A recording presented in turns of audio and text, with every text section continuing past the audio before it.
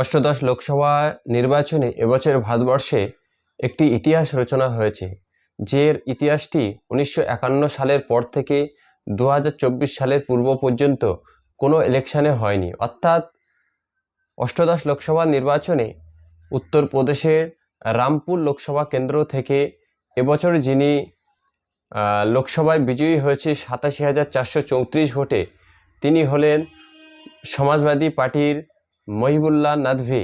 এই মহিবুল্লাহ নাদভি তিনি জামিয়া ইসলামিয়া মিলিয়া ইউনিভার্সিটি থেকে MA পাশ করেছেন এবং তিনি বর্তমান সময়ে দিল্লির একটি মসজিদের ইমামতি করেন। হ্যাঁ, আপনি ঠিকই শুনছেন, মহিবুল্লাহ নাদভি তিনি একজন মসজিদের ইমাম।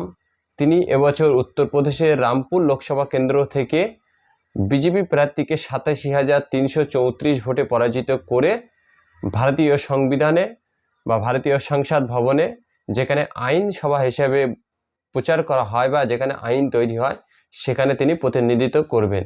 তিনি মসজিদের ইমাম হওয়ার পরেও রাজনীতি করে তিনি সংসদ ভবনে পৌঁছে গেছেন। তিনি সংসদ ভবনে পৌঁছে তার জীবনের প্রথম তিনি শপথ বাক্য কিভাবে নিলেন আপনারা দেখুন।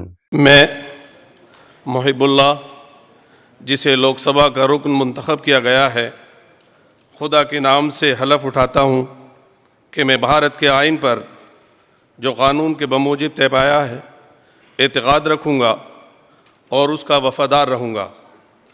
मैं भारत के इक़्तिदार आला और सालमियत को बरकरार रखूँगा और जिस ओहदे को मैं संभालने वाला हूँ उसके फ़राइज़ वफ़ादारी से अंजाम दूँगा।